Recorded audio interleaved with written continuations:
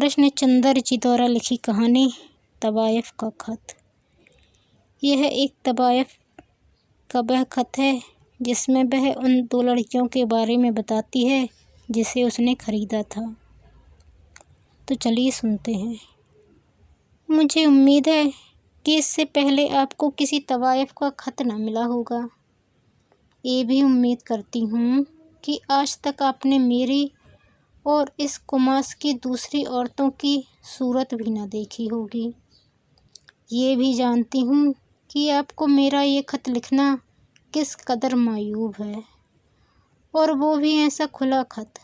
मगर क्या करूँ, हालात कुछ ऐसे हैं और इन दोनों लड़कियों का तकाजा इतना शदीद हो कि मैं ये खत लिखे बगैर नहीं रह सकती। ये खत मैं नहीं लिख रही हूँ, ये खत मुझसे बेला और बतूल लिखवा रही हैं। मैं सिद्दीक आदिल से माफ़ी चाहती हूँ अगर मेरे खत में कोई फ़िक्रा आपको नागवार गुजरे। उसे मेरी मजबूरी का महमूल कीजिएगा। बेला और बतूल मुझसे ये खत क्यों लिखवा रही हैं, ये दोनों लड़कियाँ कौन हैं और उनका तकाजा इस कदर शदीद क्यों है, ये सब कुछ बताने से पहले मैं आपको अपने मुतालिक कुछ बताना चाहती हूँ।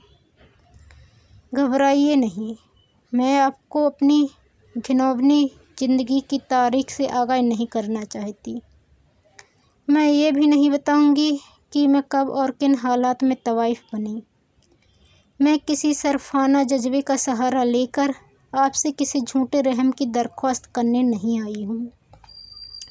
मैं आपके दर्दमंद दिल को पहचान कर अपनी सफाई में झूठा अफसाना मोहब्बत नहीं गढ़ना चाहती। इस खत के लिखने का मतलब ये नहीं है कि आपको तवाक़ीफ़त की इसरार और रजूम से आगाह करूं। मुझे अपनी सफाई में कुछ नहीं कहना है। मैं सिर्फ़ अपने मुतालिक चंद ऐसी बातें बताना चाहती हूँ जिनका आगे चलकर बेला और बतूल की ज़िंदगी पर असर पड़ सकता है। आप लोग कई बार बम्बई आए होंगे। जिन्ना साहब ने तो बम्बई को बहुत देखा हो, मगर आपने हमारा बाज़ार काहे को देखा होगा। जिस बाज़ार में मैं रहती हूँ वो फारस रोड कहलाता है। फारस रोड ग्रांट रोड और मदनपुर के बीच में वाक़ है।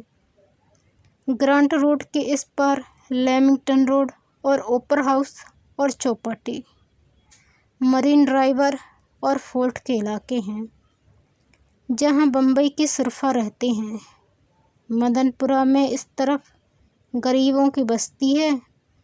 फारस रोड इन दोनों के बीच में है ताकि अमीर और गरीब इससे यकसा मुस्तफ़ीद हो सकें। गौर फारस रोड फिर भी मदनपुरा के ज़्यादा करीब है, क्योंकि नादारी में और तवाक़ीफ़त में हमेशा बहुत कम फासला रहता है। ये बाज़ार बहुत खूबसूरत नहीं है, इसके मकीन भी खूबसूरत नहीं हैं। उसके बेंचों बीच ट्राम की गड़गड़ाहट सब और रोज़ जारी रहती है, जहाँ भर के आवारा कुत्ते और लौंडे और सोहदे और बेकार और जराइम पेशा मखलूक उसकी गलियों को तवाफ़ करती नज़र आती है। लंगड़े, लूले, ओबास, मद्दूक, तवाशवीन, आतिश्क बासूजा के मारे हुए काने लुंजे कोकीनबाज और जेब कतरे इस बाज़ार में सीना तान कर चलते हैं। गलीज होटल, सीले हुए फुटपाथ पर मैले के ढेरों पर भिनभिनाती हुई लाखों मक्खियाँ, लकड़ियों और कोयलों के अफसरदा गोदाम, पेशावर दलाल और बासी हार बेचने वाले, कोक शास्त्र और नंगी तस्वीरों के दुकानदार, चीन हज्जाम और इस्लामी हज्जाम और लंगोटे कसकर गालियाँ बकने वाले पहलवान। हमारी समाजी ज़िंदगी का सारा कूड़ा करकट आपको फारस रोड पर मिलता है। जाहिर है आप यहाँ क्यों आएंगे। कोई शरीफ आदमी इधर का रुख नहीं करता। शरीफ आदमी कितने हैं? वो ग्रांट रोड के उस पार रहते हैं, और जो बहुत ही शरीफ हैं वो मालाबार हिल पर क़ियाम करते हैं। मैं एक बार जिन्ना साहब की कोठी के सामने से गुजरी थी और वहाँ मैंने झुककर सलाम भी किया था। बतूल भी मेरे साथ थी। बतूल को आपसे, जिन्ना साहब, जिस कदर अकीदत है उसको मैं कभी ठीक तरह से बयान न कर सकूँगी। खुदा और रसूल के बाद दुनिया में अगर वो किसी को चाहती हो तो सिर्फ़ वो आप हैं। उसने आपको तस्वीर लॉकेट में लगाकर अपने सीने से लगा रखी हो, किसी बुरी नीयत से नहीं। बतूल की उम्र अभी 11 बरस की है। छोटी सी लड़की ही तो है वो। गो फारस रोड वाले अभी से उसके मुताल्लिक बुरे बुरे इरादे कर रहे हैं, मगर खैर वो कभी भी आपको बताऊंगी। तो ये है फारस रोड जहाँ मैं रहती हूँ। फारस रोड के मगरिबी सिरे पर जहाँ चीनी हज्जाम की दुकान है, उसके करीब एक अंधेरी गली के मोड़ पर मेरी दुकान है। लोग तो उसे दुकान नहीं कहते, मगर खैर आप दाना हैं, आपसे क्या छुपाऊंगी।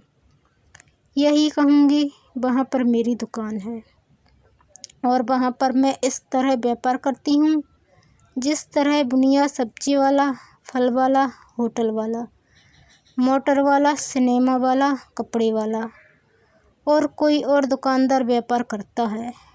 और हर व्यापार में ग्राहक को खुश करने के अलावा अपने कायदे की भी सोचता है। मेरा व्यापार भी इसी तरह का है। फ़र्क सिर्फ़ इतना है कि मैं ब्लैक मार्केट नहीं करती और मुझ में और दूसरे व्यापारियों में कोई फ़र्क नहीं। ये दुकान अच्छी जगह पर बाकी नहीं है। यहाँ रात तो कुजा, दिन में भी लोग ठोकर खा जाते हैं। इस अंधेरी गली में लोग अपनी जेबें खाली करके आते हैं, शराब पी कर जाते हैं, जहाँ भर की गालियाँ बकते हैं। यहाँ बात बात पर छुरा जनी होती है। वो एक खून दूसरे तीसरे रोज़ होते रहते हैं। गरज की हर वक्त जान जैक में रहती है। और फिर मैं कोई अच्छी तवाइफ नहीं हूँ कि पवई जाके रहूँ या वर्ली पर समंदर के किनारे एक कोठी ले सकूँ। मैं एक बहुत ही मामूली दर्जे की तवाइफ हूँ।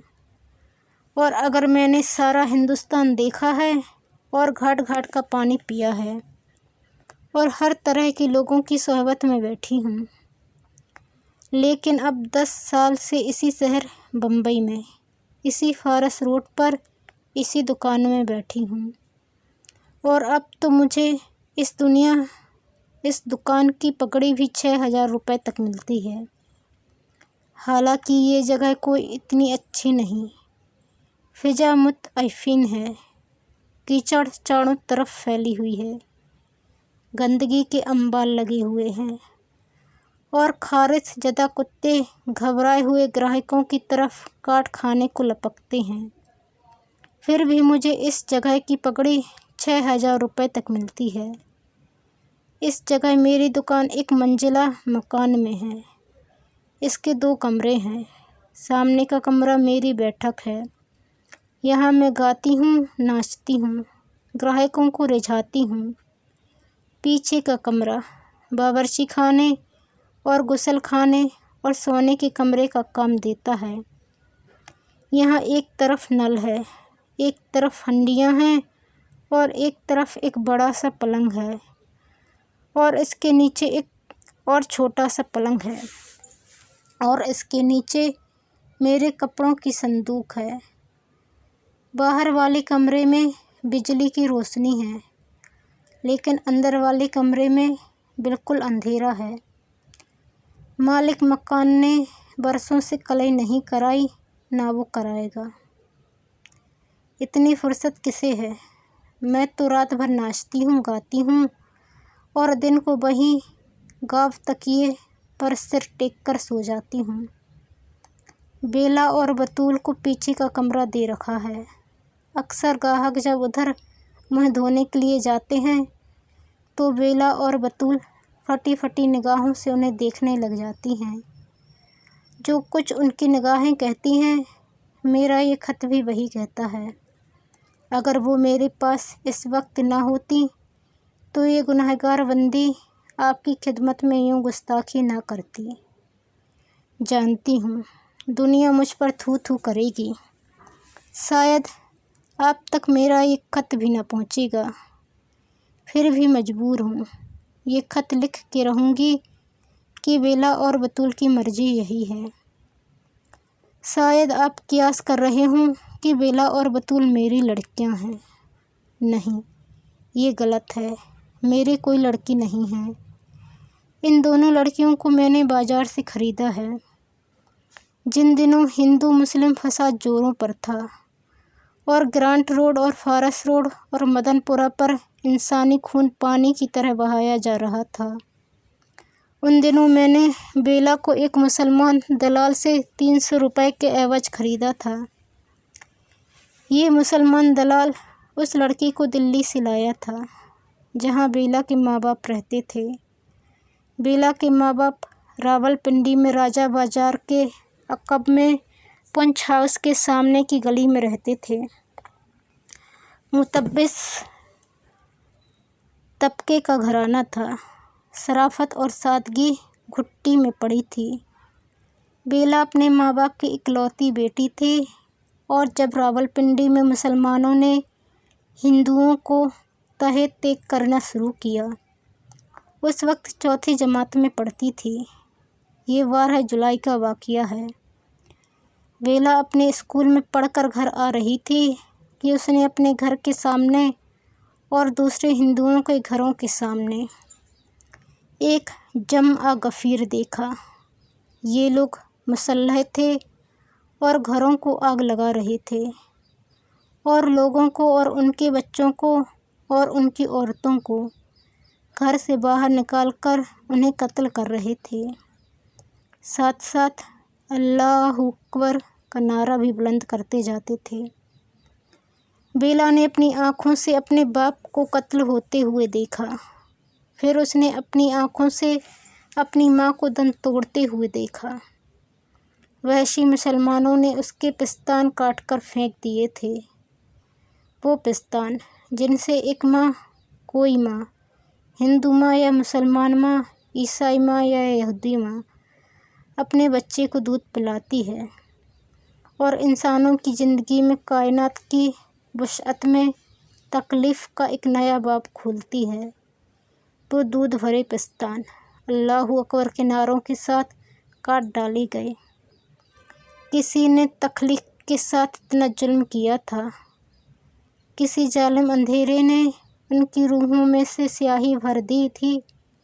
میں نے قرآن پڑھا ہے اور میں جانتی ہوں کہ راولپنڈی میں بیلا کے ماں باپ کے ساتھ جو کچھ ہوا وہ اسلام نہیں تھا، وہ انسانیت نہ تھی، وہ دشمنی بھی نہ تھی، وہ انتقال بھی نہ تھا، وہ ایک ایسی شہادت، بے رحمی، بزدلی اور شیطنت تھی جو تاریخ کے سینے سے پھوٹتی ہے اور نور کی آخری کرن کو بھی داغدار کر جاتی ہے۔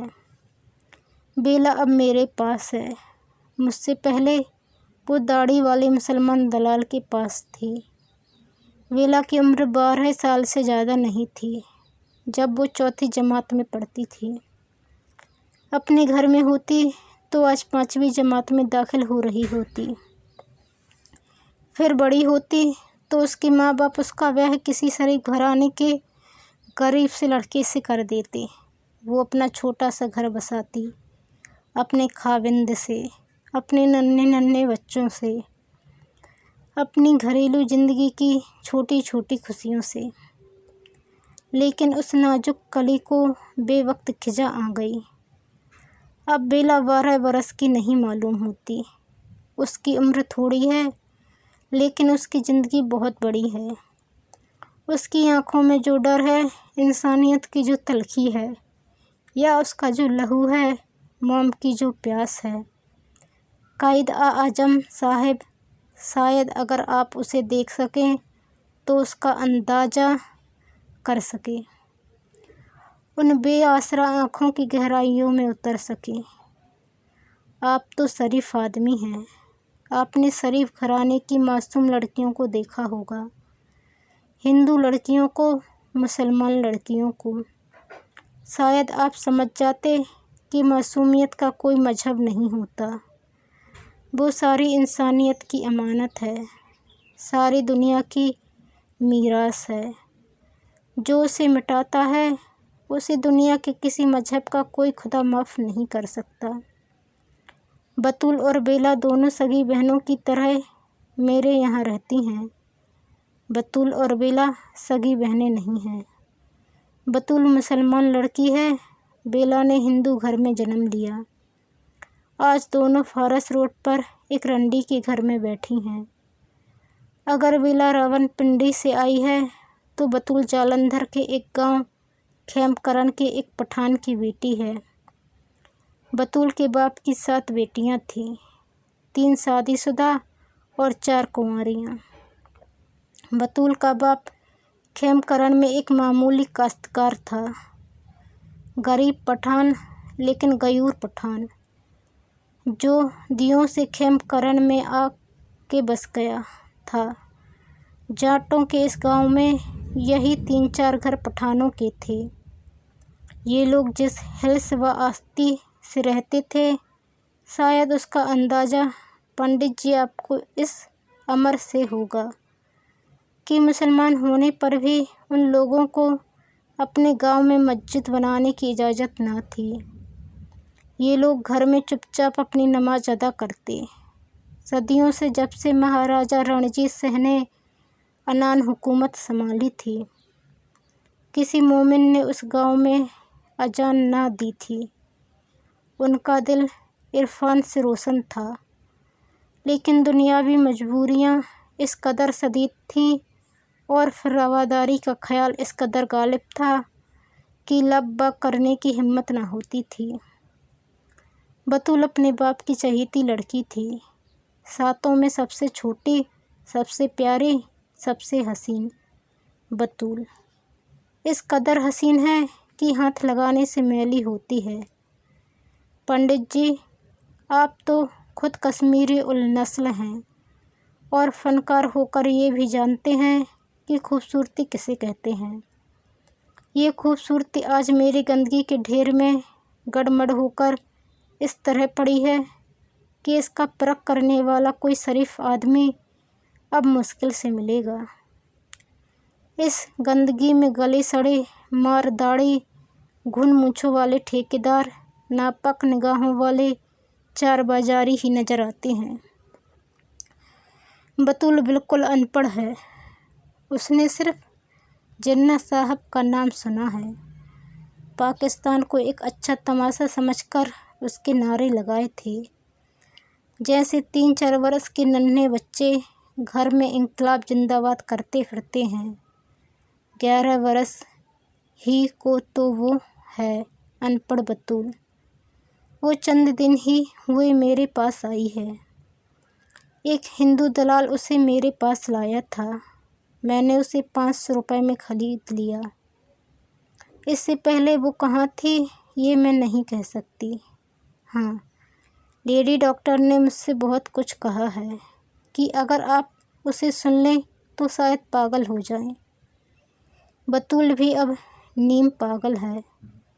اس کے باپ کو جاٹوں نے اس بے دردی سے مارا ہے کہ ہندو تہذیب کے پچھلے 6000 برس کے چھلکے اتر گئے ہیں اور انسانی بربریت اپنے وحشی ننگے روپ میں سب کے سامنے آ گئی ہے۔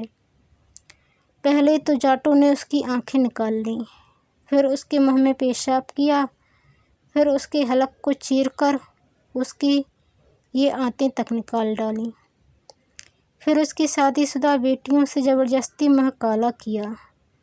اسی وقت ان کے باپ کی لاش کے سامنے ریحانہ، گلدستہ، مرجانہ، سوہن بیگم، ایک ایک کر کے وحشی انسان نے اپنے مندر کی مورتیوں کو ناپاک کیا۔ جس نے انہیں زندگی عطا کی، جس نے انہیں لوریاں سنائی تھیں، جس نے ان کے سامنے شرم اور عزت سے اور پاکیزگی سے سر جھکا دیا تھا، ان تمام بہنوں، بہوؤں اور ماؤں کے ساتھ جنا کیا۔ ہندو دھرم نے اپنی عزت کھو دی تھی، اپنی رواداری تباہ کر دی تھی، اپنی عظمت مٹا ڈالی تھی۔ آج رگ وید کا ہر منتر خاموش تھا، آج گرنتھ صاحب کا ہر دوہا شرمندہ تھا، آج گیتا کا ہر شلوک زخمی تھا۔ کون ہے جو میرے سامنے اجنتا کی مشوری کا نام لے سکتا ہے، اشوک کے کتبے سنا سکتا ہے، ایلورا کے صنم جادوں کے گن گا سکتا ہے، بطول کے بے بس بچے ہوئے ہونٹوں، اس کی باہوں پر وحشی درندوں کے دانتوں کے نشان، اور اس کی بھری ہوئی ٹانگوں کی ناہمواری میں تمہاری اجنتا کی موت ہے، تمہارے ایلورا کا جنازہ ہے، تمہاری تہذیب کا کفن ہے۔ آؤ آؤ میں تمہیں اس خوبصورتی کو دکھاؤں جو کبھی بطول تھی، اس متعفن لاش کو دکھاؤں جو آج بطول ہے۔ جذبے کی رو میں بہہ کر میں بہت کچھ کہہ گئی، شاید یہ سب مجھے نہ کہنا چاہیے تھا، شاید اس میں آپ کی سبکی ہے، شاید اس سے زیادہ ناگوار باتیں آپ سے اب تک کسی نے نہ کی ہوں، نہ سنائی ہوں گی، شاید آپ یہ سب کچھ نہیں کر سکتے، شاید تھوڑا بھی نہیں کر سکتے۔ پھر بھی ہمارے ملک میں آزادی آ گئی ہے، ہندوستان میں اور پاکستان میں، اور شاید ایک طوائف کو بھی اپنے رہنماؤں سے پوچھنے کا یہ حق ضرور ہے کہ اب بیلا اور بطول کا کیا ہوگا۔ بیلا اور بطول دو لڑکیاں ہیں، دو قومیں ہیں، دو تہذیبیں ہیں، دو مندر اور مسجد ہیں۔ بیلا اور بطول آج کل فارس روڈ پر ایک رنڈی کے یہاں رہتی ہیں، جو چینی حجام کی بغل میں اپنی دکان کا دھندا چلاتی ہے۔ بیلا اور بطول کو یہ دھندا پسند نہیں، میں نے انہیں خریدا ہے، میں چاہوں تو ان سے یہ کام لے سکتی ہوں، لیکن میں سوچتی ہوں میں یہ کام نہیں کروں گی جو راولپنڈی اور جالندھر نے ان سے کیا ہے۔ میں نے انہیں اب تک فارس روڈ کی دنیا سے الگ تھلگ رکھا ہے۔ پھر بھی جب میرے گاہک پچھلے کمرے میں جا کر اپنا منہ ہاتھ دھونے لگتے ہیں، اس وقت بیلا اور بطول کی نگاہیں مجھ سے کہنے لگتی ہیں، مجھے ان نگاہوں کی تاب نہیں، میں ٹھیک طرح سے ان کا سندیشہ بھی آپ تک نہیں پہنچا سکتی ہوں۔ آپ کیوں نہ خود ان نگاہوں کا پیغام پڑھ لیں۔ پنڈت جی میں چاہتی ہوں کہ آپ بطول کو اپنی بیٹی بنا لیں۔ جناح صاحب میں چاہتی ہوں کہ آپ بیلا کو اپنی درخت نیک اختر سمجھیں، ذرا ایک دفعہ انہیں اس فارس روڈ کے چنگل سے چھڑا کے اپنے گھر میں رکھیں اور ان لاکھوں روحوں کا نوحہ سنیے، یہ نوحہ جو نوکھالی سے راولپنڈی تلک اور بھرت پور سے راولپنڈی تک گونج رہا ہے۔ کیا صرف گورنمنٹ ہاؤس میں اس کی آواز سنائی نہیں دیتی؟ یہ آواز سنیں گے آپ کی مخلص، فارس روڈ کی ایک طوائف۔ دوستوں، یدی آپ چینل پر نئے آئے ہیں تو پلیز چینل کو سبسکرائب کر بیل آئیکن کو کلک کر لیں اور ویڈیو کو لائک اور شیئر کرنا نہ بھولیں۔ دھنیہ واد۔